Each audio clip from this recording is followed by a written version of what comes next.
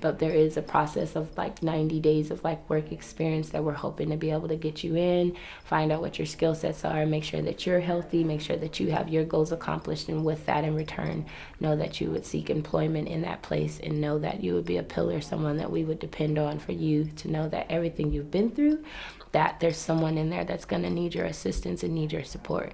And so I offer that to you, knowing that I believe that when you are placed in a position like that, then you kind of can be able to see yourself come out of that cycle.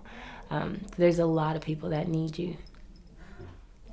I didn't come to try to make you cry, but I did want to at least growing up, what seemed to be normal is kind of what I'm fighting against. I was raped when I was 12. My dad left when I was 2. My mom was addicted to crystal meth for 12 years. My mom's, that whole lineage, like all my first cousins, all of us suffer from having a parent of addiction. Be able to rise up according to the call. The area in which we lived was a pretty intense, high crime, high gang violence, high drug area. Enemy that we may still be able to see past all chaos and darkness. Sometimes I feel like it's luck.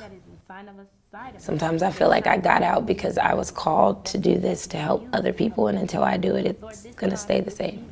God, is a time that we know that you need vessels to be able to move amongst the land, to be able to show those what your original making and form. Is there any more darks I need to pull? Remember the other clothes that I didn't sort? Can you bring I had my first child at 16 years old, being involved with someone that was a gang member. Was involved in violent things, and so he ended up doing 2 consecutive life sentences, and I thought that's what life was going to be like for me. So here I am 3 months pregnant with this seed and having to be an eyewitness on the stand. So again, where I'm from, that's not cool, that's not popular. You don't do that.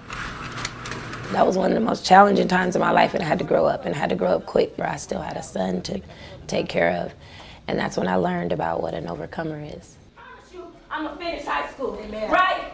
I had this baby at 16 years old, right? Didn't know what to do with no child. We made it together, man. Rainy days, sweet days, other days, no days, when ain't nobody else around, right? When I started having other kids and he had to stay from school to watch my kids so I could work, right? I got a little boy in this room that God has raised to a man, and I will always try to make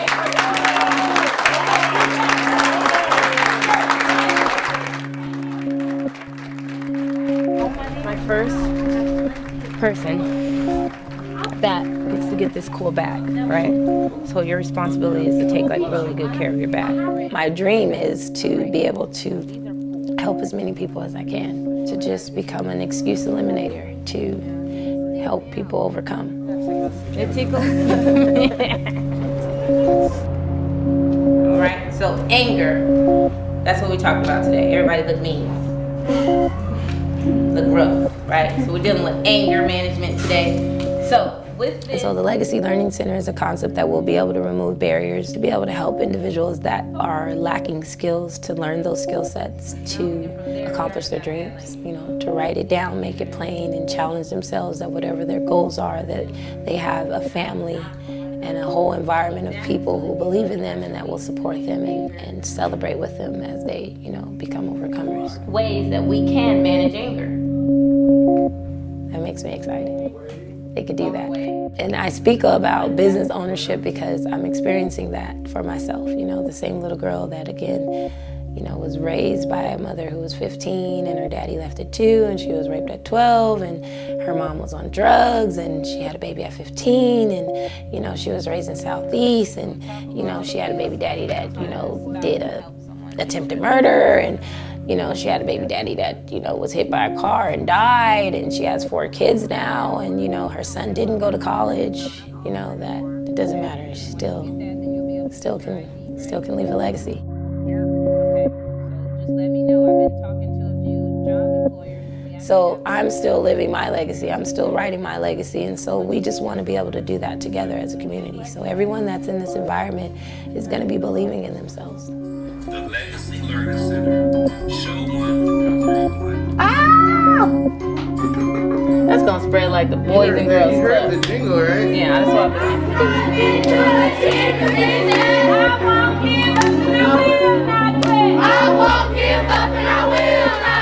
Who is a failure? is a swiper! Because of what we've overcome, we can definitely save the next generation. And in order to do that, you have to be willing to be a generational curse breaker. You have to be willing to say, you know what, this generational curse stops with me.